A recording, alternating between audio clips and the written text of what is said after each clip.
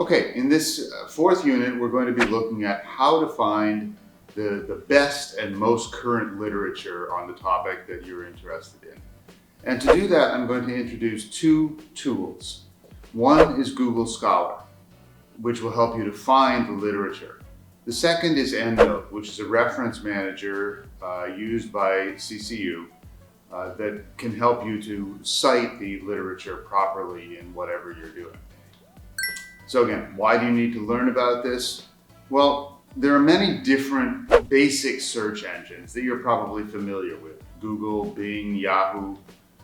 But if you search for instance, the topic of the most recent iGEM, EPA and DHA, in a typical search engine, you're going to come up with lots of different things, including ads for products that have EPA and DHA, websites that talk about it, different videos that talk about it, but it doesn't really help you get the latest scientific information on it. However, if you type the same thing in Google Scholar, what you find instead are journal articles, conference papers, and perhaps even books, scholarly books, on that topic. Now, Google Scholar is powered by what's called a Boolean search. A Boolean search is that if you type in certain terms like EPA and DHA, it will look first for articles that contain both of those terms. But it will also return articles that contain either one or the other. If you want to make sure that it has both, then you have to put a plus before one of the words. For instance, plus EPA, DHA, return everything that has to include EPA, whether it includes DHA or not. If you want to find something on just EPA but not DHA, you can do that by saying plus EPA minus DHA, using the dash as a minus. And then that will include articles that contain only EPA but not DHA. Now, let me give you a common example that I've run across in my work with science.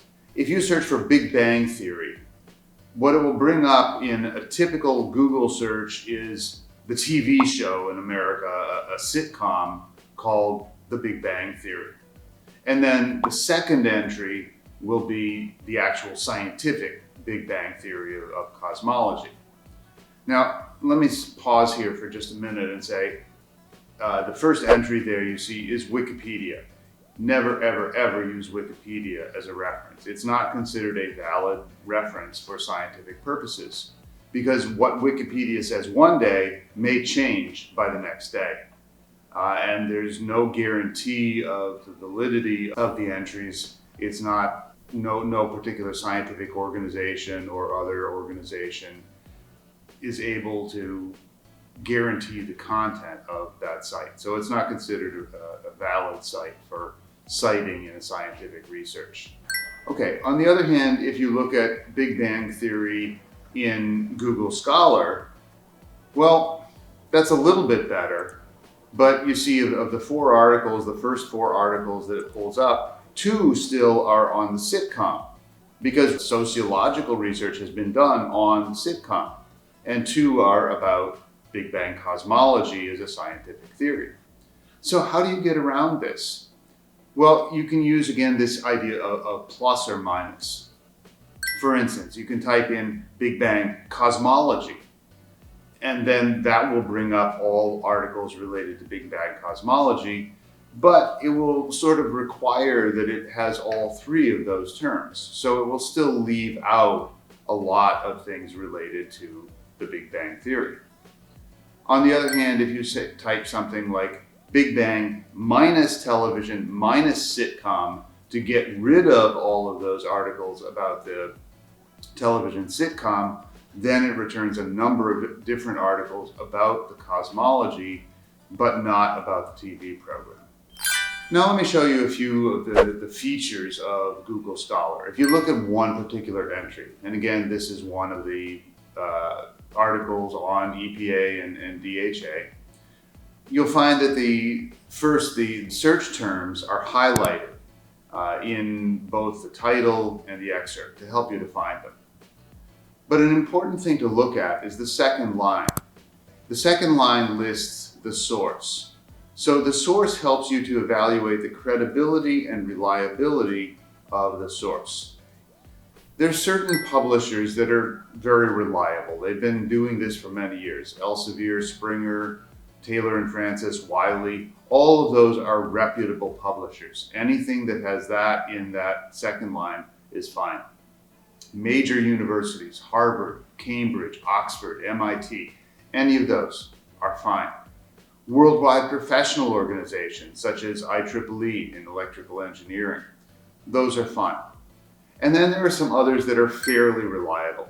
MDPI has been improving in recent years, but some of their journals are better than others. Smaller university publishers, the same thing. There are some that are good, some that are not as highly reviewed. And then there are local and regional organizational journals as well, published by local organizations. And again, the quality of those differs considerably. And then you have what are called predatory journals. Predatory journals you can recognize by things like you have to pay to publish in them. There's usually a very short time to publication. Often they'll say, you submit your paper now, we'll publish it within 2 weeks or a month.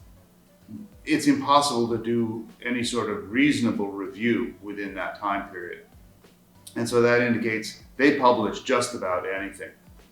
And they're always looking for editors. And so their main page will say, we're looking for editors. If it says that, it's probably a predatory journal. Also, the titles are a giveaway. A lot of the titles that sound really good, it says International Journal of, and then it's got this really long detailed title.